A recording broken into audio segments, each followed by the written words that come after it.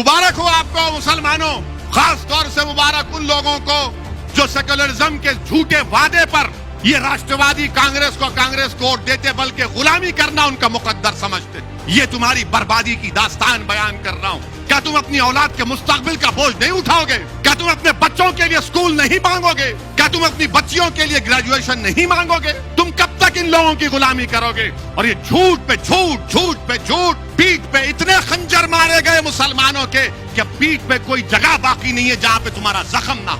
67% मुसलमान कच्चे घरों में रहता है, तुम्हारे घर नहीं है, और तुम सेक्युलरिज्म की बात करते हो। मुझे उस बात का गुस्सा आता है। मुझे इन गैरों से, इन दुश्मनों से शिकवा नहीं है, मुझे अपने भाइयों से शिकवा है। मुझे वोट मत दो, मगर ये जुल्म को तो खत्म करो, ये नाइंसाफी को तो खत्म करो। मेरा हक तो मुझे दो, मुझे इज्जत की जिंदगी दो और मौत में भी इज्जत दो। मेरे नौजवानों का मुस्तकबिल दो, मेरे बच्चों को स्कूल दो, मुझे एक मुकाम दो। हम क्यों रिजर्वेशन की बात कर रहे हैं? मैं उद्धव ठाकरे के लिए अब तकरीर करूंगा, यहां से शिवसेना के लिए करूंगा। अब आपको बताना पड़ेगा मेरे इन सवालों का जवाब। क्या बॉम्बे हाई कोर्ट ने अपने इंटरिम ऑर्डर में नहीं कहा कि महाराष्ट्र में वो मुसलमानों में जो 50 या 55 बिरादरियां, उनको रिजर्वेशन दिया जा सकता, क्योंकि वो समाजी तौर पर, तालीमी तौर पर, सोशली और एजुकेशनली बैकवर्ड है? क्या कहा था? नहीं कहा था? कहा था, और कहा कि तालीम में दो।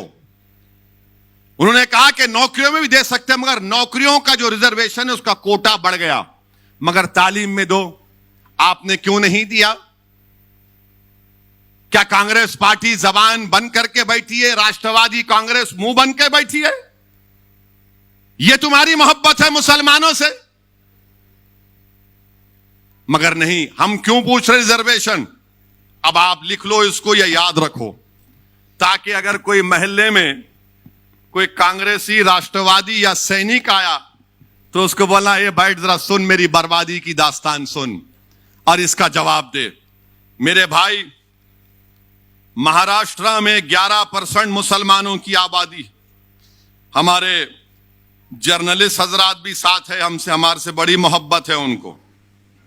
हमसे भी मोहब्बत थी, मालूम था, मगर हमारी गाड़ी से भी मोहब्बत हो गई। मुबारक हो, दूल्हे की गाड़ी जब आती है तो नाचते हैं लोग।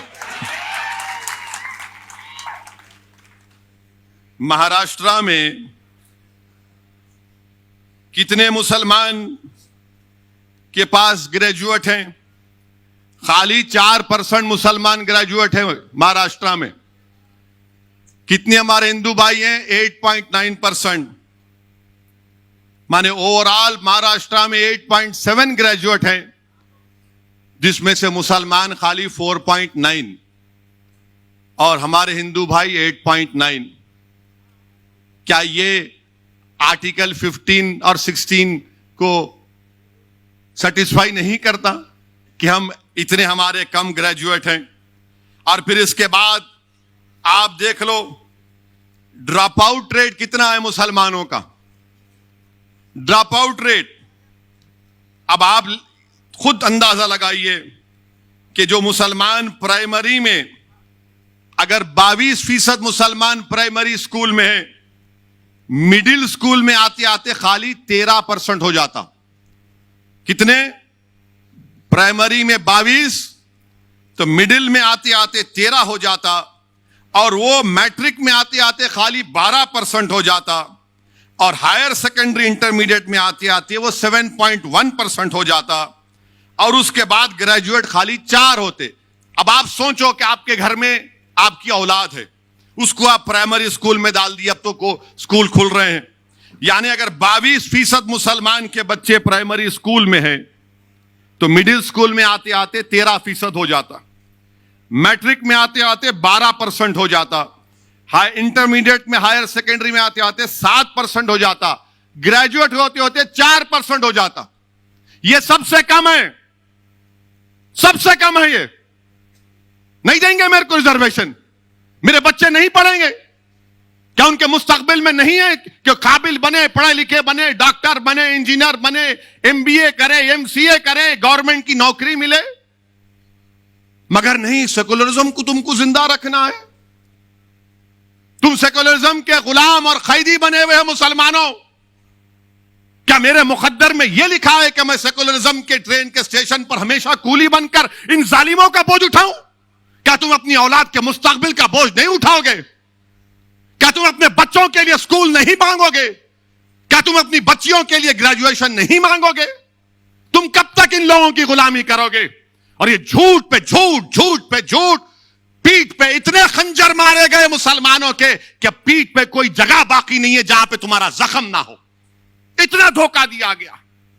इससे खून खौलता है जब यह पढ़ता हूं मैं। तो मेरी जबान का अगर कोई कहता है कि ओवैसी की जबान कड़वी है तो यह क्या है? फिर मैं घर में जाकर सो जाऊं कि मेरी कौम के बच्चों को स्कूल नहीं है?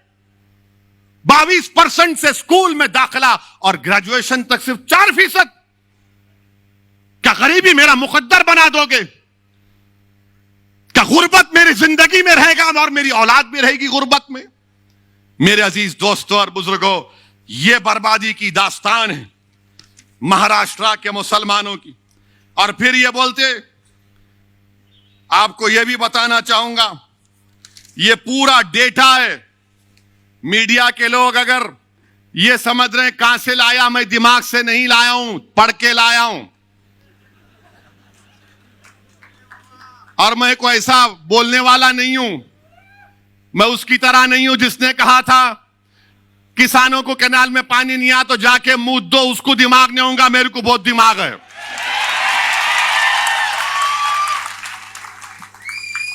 अब आप सुनो, पूरे महाराष्ट्र में कितनी जमीनें, एग्रीकल्चर लैंड कितनी है मुसलमानों के पास रूरल एरिया में। और वो मुसलमानों को मैं याद दिला रहा हूं जो उस वक्त असेंबली के इलेक्शन में जो बैंड बाजा की पार्टी बने हुए थे कांग्रेस राष्ट्रवादी के लिए, सेकुलरिज्म सेकुलरिज्म, वोट दो वैसी आ जाएगा। अब बोलो, देखो कितनी जमीन तुम्हारे पास है, जिरात की जमीन, एग्रीकल्चर जमीन, देही इलाकों में। मराठाओं के पास, जिनके पास कोई जमीन नहीं है जिरात की, मराठाओं के 8.66% हैं जिनके पास एग्रीकल्चर की कोई जमीन नहीं है। कितने मुसलमानों के पास एग्रीकल्चर की जमीन नहीं है? अच्छा, यहां कोई गांव से आया, कोई गांव में जमीन है तुम्हारी, हाय तो हाथ उठाओ, डरो मत, नहीं डरो। कितने, 1 2 जो गांव में जमीन है जिरात की जमीन, कितने? खाली 4 हाथ उठे, वहां 5 6। अब आप, ये सही है ना? फिर 83% महाराष्ट्र के मुसलमानों के पास रूरल एरिया में, देही इलाकों में कोई ज़राअत की जमीन नहीं है, कोई ज़राअत की जमीन नहीं है। और हमारे मराठा भाइयों के पास 8.66% उनके पास जमीन नहीं है। अच्छा, 2.5 एकड़ जमीन हमारे मराठा भाइयों के पास कितना है? 62.74%। और मुसलमानों के पास 10%। मुबारक हो, सेकुलरिज्म जिंदा है अभी, मुबारक हो तुमको। 62% जिसके पास 2.5 एकड़ जमीन है उसको रिजर्वेशन देंगे। जिसके पास 10% लोगों के पास 2.5 एकड़ जमीन है उसको नहीं देंगे आप, क्योंकि वो गरीब है, तुम तो दौलतमंद हो, तुम्हारे घरों में तो अरब का तेल निकल रहा है ना। घर में चिराग जलाने के लिए तेल नहीं है और ये जालिम हमको रिजर्वेशन नहीं देंगे। और फिर जिसके पास 5 एकड़ जमीन है, हमारे मराठा भाइयों, 19% मराठा भाइयों के पास 5 एकड़ एग्रीकल्चर रूरल एरिया में लैंड है। मुसलमानों के पास कितनी? 5 एकड़ जमीन कितने लोगों के पास है महाराष्ट्र में? खाली 4.60%। 10 एकड़ 6% मराठाओं के पास है। मुसलमानों के पास कितने? 1.20। और फिर 10 एकड़ के ऊपर कितने मराठाओं के पास जमीन है? 2.70। मुसलमानों के पास 1% भी 10 एकड़ के ऊपर जमीन नहीं है। मुबारक हो आपको मुसलमानों, खास तौर से मुबारक उन लोगों को जो सेक्युलरिज्म के झूठे वादे पर ये राष्ट्रवादी कांग्रेस को वोट देते, बल्कि गुलामी करना उनका मुकद्दर समझते। ये तुम्हारी बर्बादी की दास्तान बयान कर रहा हूं। और फिर इसके बाद आप जाइए, आपकी आमदनी कितनी है मालूम आपको? ये कमेटी बता रही है, कमेटी कह रही है कि सालाना 25,200 जो मुसलमानों की आमदनी है वो सिर्फ 20% है। सालाना 25,200 रुपये, यानी जो 1,200 रुपये महीने कमाता वो महाराष्ट्र में 25% मुसलमान है। और जो 20% है, जो 25,000 से 2,000 और 50,000 के दरमियान में जो कमाता मुसलमान सालाना 12 महीने में, जो 25,200 से 50,400 कमाता वो 41% है मुसलमान। और जो 50,000 से 72,000 जिसकी सालाना आमदनी है वो खाली 20% है मुसलमान। और जो 72,000 से 3,60,000 जो 12 महीने में कमाता वो सिर्फ 17% है। और जो 3,60,000 के ऊपर कमाता वो ओनली 0.36% है। क्या आप खुश हैं इससे? मुझे बजवा दो, बताइए। क्या आपको शौक नहीं है कि आपकी आमदनी बढ़े ताकि आप अपने बच्चों की शादी कर सके, अपने बच्चों को पढ़ा सके? ये हमारा ड्रॉप आउट रेट क्यों गिरता? 22% पे प्राइमरी है, ग्रेजुएशन में आते आते 4 क्यों होते? जाकर पूछो, हर मुसलमान से कहेगा कि पैसे नहीं है बच्चों को पढ़ाने के लिए। अगर मेरे पास दौलत होती तो पढ़ा देता, बेटी होती तो बोलता नहीं 10th पढ़ ली, अब शादी कराना है 12वीं के बाद। तुम अपने बच्चों को नहीं पढ़ा सक रहे महाराष्ट्र के मुसलमानों, यह तुम्हारी आमदनी है। आप बताओ, आप क्या खामोश बैठेंगे? आप फिर अंदाजा लगाइए। और फिर अब ये हमारे मराठा भाइयों की आमदनी क्या है ये भी देख लो आप। ये भी नंबर लाया हूं, पूरी तैयारी करके आता हूं हमेशा।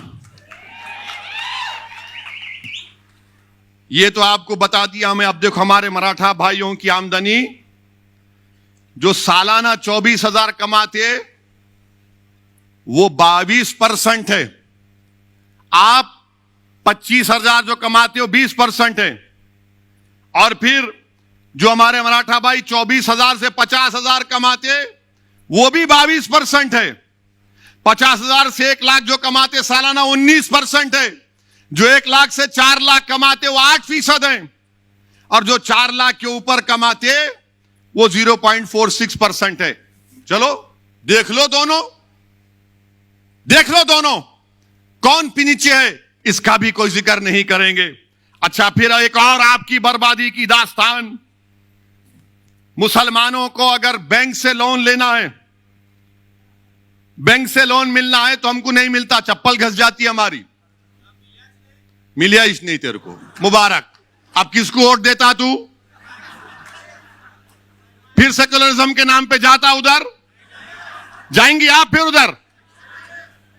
कितनों को वोट? अब आप देखो, आप 40% मराठा भाइयों को बैंक से लोन मिलता, मुसलमानों को बैंक कोऑपरेटिव मिला के खाली 5%। वहां 40%, यहां 5%। कोऑपरेटिव सोसाइटियों में 40% मराठा भाइयों को लोन मिलता, मदद मिलती। हमारे पास क्रेडिट सोसाइटी में 2.6। मुबारक हो वो गुलामों को मुबारकबाद दे रहा हूं जो राष्ट्रवादी कांग्रेस और कांग्रेस का भजन मंडली का काम करते हैं। प्राइवेट मनी लेंडर्स, यानी ये जो प्राइवेट मनी देते, खून चूसते, वो 14% मराठा भाइयों को लोन देते और मुसलमानों को 4%। अच्छा, दोस्त अहबाब जो मराठा भाइयों को मदद करते हो 2% और मुसलमानों में 17%।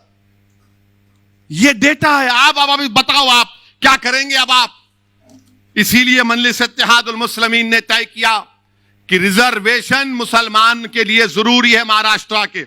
अच्छा, गुर्बत कितनी है, पॉवर्टी पूरे महाराष्ट्र में, रूरल एरिया में 28% मुसलमानों में, देही इलाकों में, शहरी इलाके अर्बन इलाके में 15.6।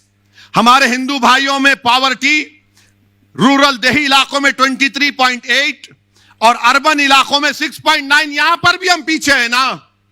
नहीं दोगे रिजर्वेशन, किसको देगो फिर?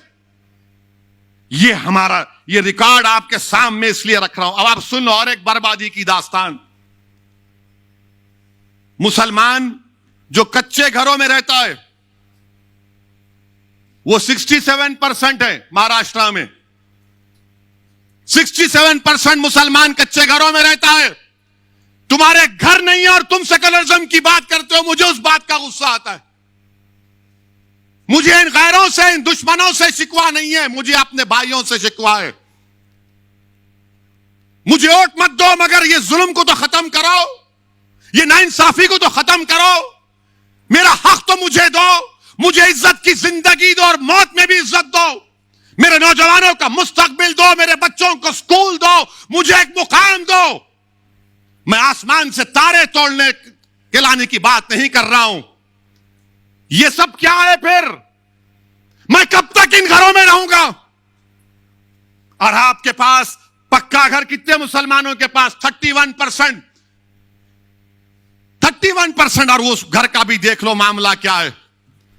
जो घर बोल रहे थे मुसलमानों के पास 31% घर है।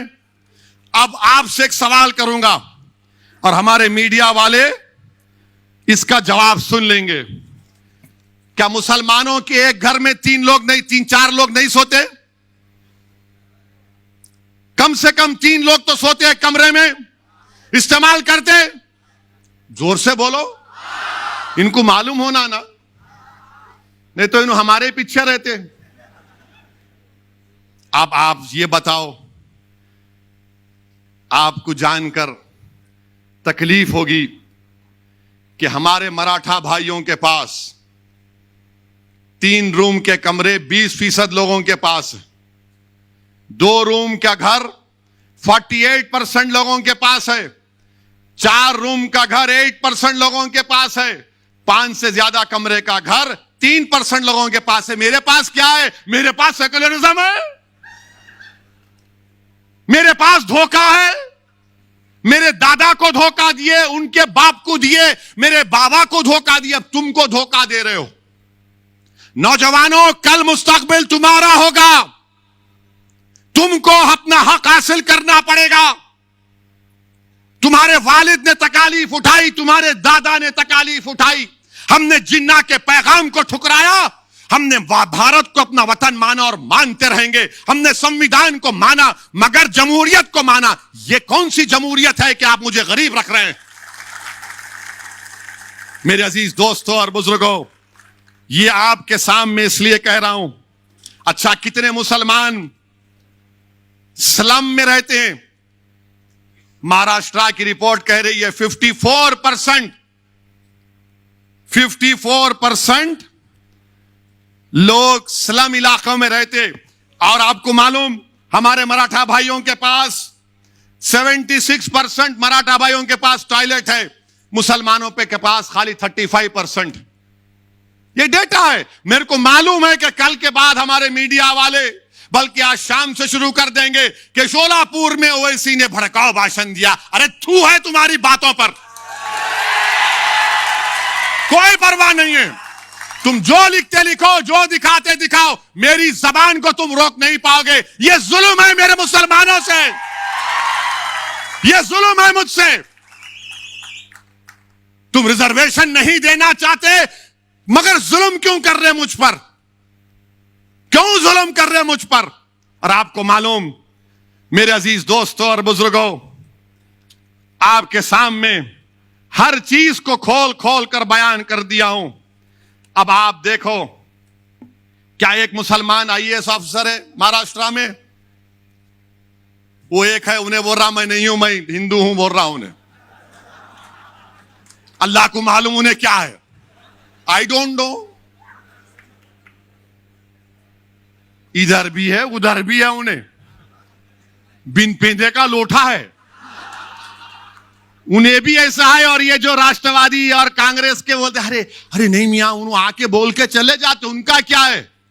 अरे मैं आके बोल के नहीं जाता हूं, मैं ये तमाम हकीकत बयान कर रहा हूं। और अगर तुमको समझ में नहीं आया तो बुला लो, बैठ के बात करेंगे। अच्छा, एक मुसलमान आईएएस ऑफिसर नहीं है महाराष्ट्र में।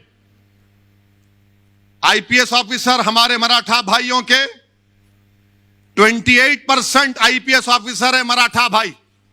कितने हैं आपके? कितने हैं? 1.9%। बजाओ थाली अब। 28% है उनको रिजर्वेशन देने की बात ये तीनों कर रहे हैं। ये अमर अकबर एंथनी की जोड़ी। हमको नहीं देंगे। गारत का गवाह भरता ही नहीं है उनका।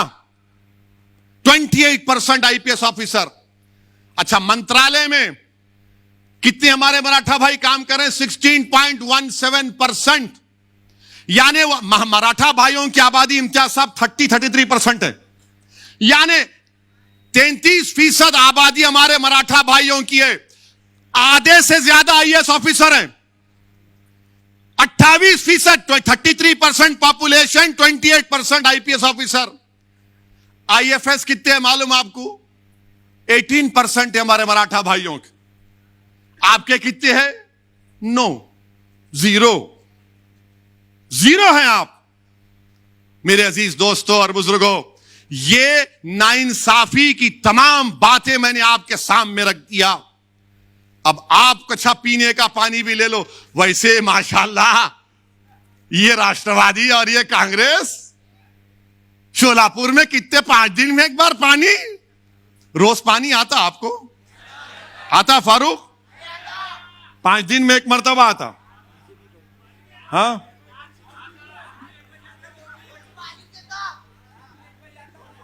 रात में 1 बजे आता। और आता क्या? कितने दिन में आता? तो तुम दोबारा आने देंगे उनको बल्दिया इलेक्शन में? तुम आओगे इंशाअल्लाह ताला। जो पानी नहीं दिए, रिजर्वेशन नहीं दिए, वो घर में बैठेंगे इंशाअल्लाह ताला। यानी ये देखो, आप पानी का भी लिखा हुआ है डेटा। अब तुमको मैं मोटर लगा के जा रहा हूं, ये डेटा देके खींच, अब दबा के मोटर लगा और खींच अपना रिजर्वेशन। अब तुमको मोटर का काम करना है। अब तुम खामोश नहीं बैठोगे, लगाओगे मोटर। राष्ट्रवादी, कांग्रेस, बीजेपी, शिवसेना, मोटर ये देख खींच। ये काम करना है आपको। आपको मालूम कितना पानी मिलता? मराठा भाइयों के घर में 35% पानी का कनेक्शन आपके पास, मुसलमानों के पास। यानी पब्लिक टैप, पब्लिक सब मिला के कितना है बोलू? Public water tap 46%। अपने पास खाली हैंड पंप। बोरवेल 16% मराठा भाइयों को, यहां पे खाली 4%। आप बताओ मेरे भाई, आप बताइए फिर। अब आप, इसीलिए मजलिस ने इन तमाम बातों को महसूस किया और हमने यह फैसला लिया कि अब और इस पर इंतजार नहीं किया जा सकता। हमको मुसलमानों के जो 50 बरादरियां हैं, जिनको हाई कोर्ट ने कहा कि इनको रिजर्वेशन मिल सकता है, मिलेगा। मराठा भाइयों को सुप्रीम कोर्ट ने भी कह दिया कि इनका डेटा एम्पिरिकल डेटा नहीं है, इनका बैकवर्डनेस का, सोशल एजुकेशनल बैकवर्डनेस का। आप देना है दो आप, हम रोक नहीं रहे। मगर इंसाफ किससे होगा? इंसाफ ताकतवर से होगा या मजलूम से होगा? इंसाफ किससे होगा बताओ? इंसाफ ताकतवर से होगा, मजलूम से होगा? इंसाफ ताकतवर से होगा या कमजोर से होगा? इंसाफ तो कमजोर से होना चाहिए ना। इंसाफ तो मजलूम से होना चाहिए। ताकतवर को और ताकतवर करना ये इक्वालिटी नहीं है। कमजोर को ताकतवर के मुकाम पर लाना ये इक्वालिटी है, जिसका भारत की संविधान में बाबा साहिब अंबेडकर ने आर्टिकल फंडामेंटल राइट उसको बना दिया, राइट टू इक्वालिटी को। हम तो वही पूछ रहे हैं मेरे अजीज दोस्तों और बुजुर्गों। यही चंद गुजारिशात मुझे आप तक करना था। 11 दिसंबर को चलो मुंबई का प्रोग्राम है, उसमें जरूर शिरकत करिए। अगर आप नहीं आ सकते तो उसके लिए दुआ करिए।